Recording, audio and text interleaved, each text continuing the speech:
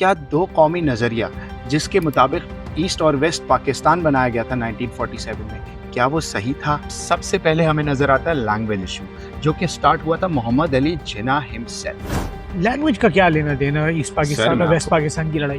56% population والی آبادی کی جو لینگویج ہے، جو بنگالی لینگویج ہے، جو کہ اردو کی طرح ایک پرانی قدیم تاریخ رکھتی ہے، اس لینگویج کو نیشنل لینگویج بنا دینا چاہیے تھا۔ اگر آپ بنگلہ کو نیشنل لینگویج بنانے کے اوپر مزید ہے تو آپ مجھے ایک بات بتائیں، پشاور میں جا کر آپ بنگلہ بولیں گے تو کسی کو سمجھ میں آنی ہے؟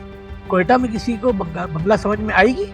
یا پاکستان کے ویسٹ پاکستان کے کسی بھی بڑے شہر میں، بڑے اربن سینٹر میں جا کر اگر آپ بنگلہ بولیں گے تو نہیں سمجھ میں آئے گی، اردو بولیں گے تو سمجھ میں آئے گی۔ جب 1952 کے اندر بنگال کے 10,000 سے زیادہ طلباء ڈھاکہ یونیورسٹی کے مارچ کرتے ہوئے اسٹیٹ لینگویج ڈے مناتے ہیں، اور خواجہ ناظم الدین جو اس وقت کے گورنر جنرل تھے، ان کے دفتر کی طرف آپ مارچ کرتے ہیں، تو ان کا مقابلہ کرنے کے لیے ویسٹ پاکستان کی گورنمنٹ پولیس اور پیراملٹری فورسز کو ڈپلوائے کرتی ہے، جس کے اندر 114 اسٹوڈنٹس مارے جاتے ہیں اور ہزاروں اریسٹ کر لیے جاتے ہیں۔ کیا یہ ایک ڈیموکریٹک پروسیجر تھا؟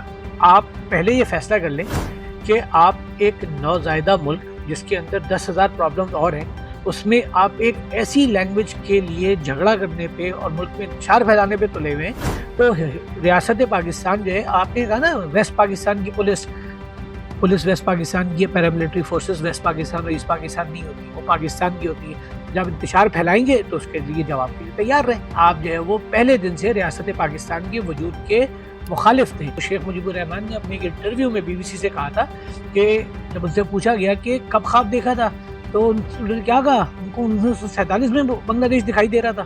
کیوں؟ اس کا مطلب ہے کہ 1952 میں ہونے والے جھگڑے جو تھے وہ اسی بات کی کھڑی تھی کہ ملک توڑنا ہے۔ وہ مسلم لیگ جس نے پاکستان بنایا 1947 میں، 1949 میں 2 جماعتوں میں کیوں ڈسٹریبیوٹ ہو جاتی ہے؟ 1949 میں پاکستان کا گورنر جنرل کون تھا؟ ایک بنگالی تھا جس کا نام تھا خواجہ ناظم الدین۔ تو کیا شیخ مجیب الرحمان اور عوامی لیگ کے جو بڑے تھے، جن کو ایک نئی پارٹی بنا کر پاکستان کے اقتدار پہ قبضہ کرنے کا خواب دکھ رہا تھا، انہوں نے کیا خواجہ ناظم الدین سے اس میٹر پہ بات کی؟ خواجہ ناظم الدین سے انہوں نے اپنی گریوینسز کا ذکر کیا؟ خواجہ ناظم الدین کو انہوں نے لوپ میں لیا؟ وہ تو بنگالی تھے اور ڈھاکہ میں ان کی رہائش تھی۔ تو کیا شیخ مجیب الرحمان کے لیے اتنا مشکل تھا کہ وہ خواجہ ناظم الدین سے جا کے بات کرتے؟ حضرت میں یہی کہہ رہا ہوں، نیت میں پہلے دن سے کھوٹ تھا۔